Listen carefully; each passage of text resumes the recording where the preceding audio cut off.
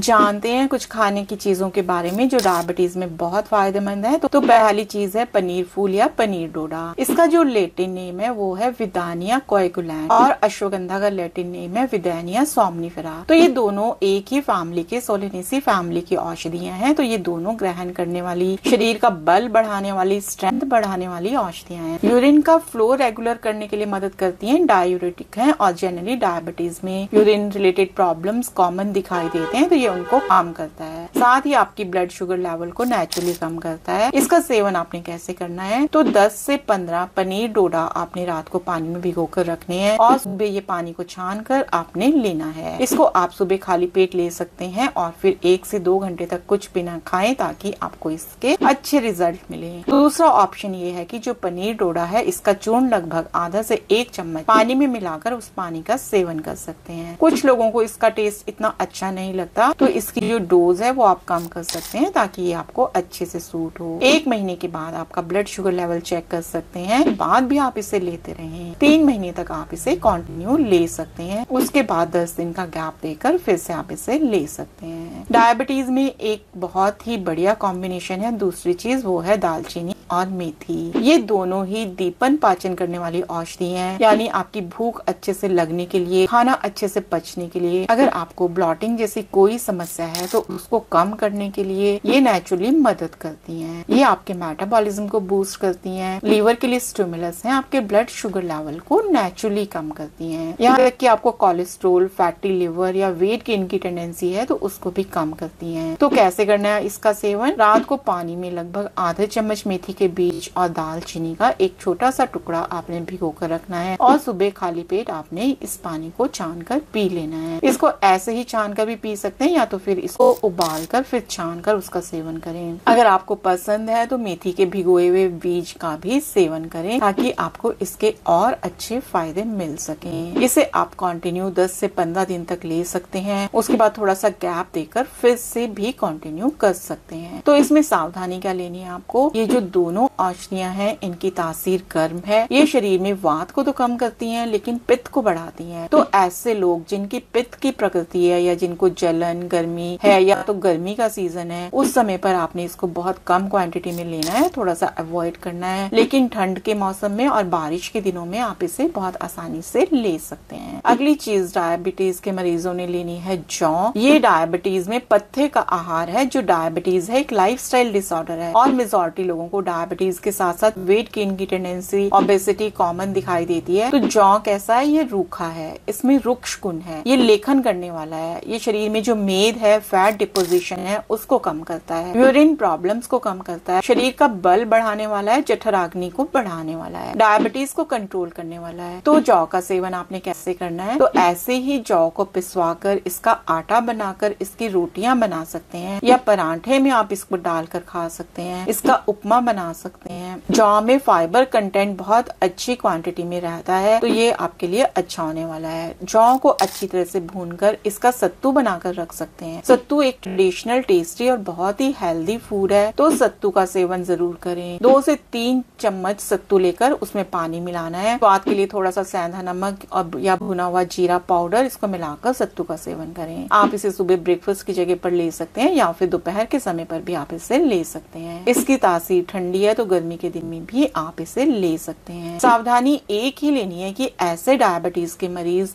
जिनका वजन कम हो रहा है उन्होंने जौ के सत्तू की जगह पर चने का सत्तू लेना है क्योंकि जौ में रूखापन है और ये वेट लॉस भी करता है। अगली चीज है एक हाई प्रोटीन दाल का सेवन भी आप जरूर करें। ये है कुल्थे की दाल। ये भी पचने में हल्की है और लेखन करने वाली होती है, यानी वेट लॉस करने के लिए, फैट को कम करने के लिए मदद करती है। तो इस तरह से कोलेस्ट्रोल, फैटी लिवर में भी मदद करती है, डाइजेशन को अच्छा रखती है, मसल्स की स्ट्रेंथ को बढ़ाती है, थकान को कम करती है। तो इसका सेवन आपने कैसे करना है, कुल्थे की दाल का सूप बनाकर आप ले सकते हैं। तो इसके लिए 15 से 20 ग्राम कुल्थे कुल्थी की दाल को आधा लीटर पानी में उबालना है, और यानी कि 4 चम्मच के करीब दाल को, और तब तक उबालना है जब तक कि पानी आधा ना बन जाए। आधा लीटर का 250 ml ना बन जाए तब तक आपने इसे उबालना है। फिर इसे छान के इसमें थोड़ा सा स्वाद के लिए सेंधा नमक मिलाकर फिर इस सूप को आधा कटोरी दिन में आपने 2 बार लेना है। दूसरा ऑप्शन है कि इसकी दाल पकाकर आप खा सकते हैं। इसके लिए इसको हल्का सा रोस्ट करके आप रखें, क्योंकि जब भी हम अग्नि संस्कार देते हैं तो दाल पचने के लिए और हल्की हो जाती है, और जब आपको पकाना है तो उसके पहले 4 से घंटे पहले आप इसे भिगो कर रखें। फिर अच्छे से घी तेल का चौका देकर आपने दाल बनानी है। इसे लंच में लेना है, डिनर में लेना अवॉइड करना है। आप इस दाल के साथ मिलेट की रोटी का सेवन भी कर सकते हैं, क्योंकि जनरली सभी मिलेट्स में जो रूखापन है, तो ये जो कॉम्बिनेशन है आपको वेट लॉस करने के लिए, डायबिटीज को कम करने के लिए अच्छे से मदद करेगा। सावधानी क्या लेनी है, तो जो कुल्थी की दाल है इसकी तासीर गर्म है, इसे रक्त पित्त प्रकोपक कहा जाता है। तो ऐसे लोग जिनके शरीर में ऑलरेडी पित्त दोष बढ़ा हुआ है, जिनको ब्लीडिंग डिसऑर्डर से बहुत ज्यादा जलन गर्मी है, उन्हें इसे अवॉइड करना है। बाकी लोग भी इसे कभी कभी लें, रोज आपको इसे नहीं खाना है। हफ्ते में 1 या 2 बार इसे खा सकते हैं। गर्मी के दिनों में आपने कम लेनी है, लेकिन विंटर या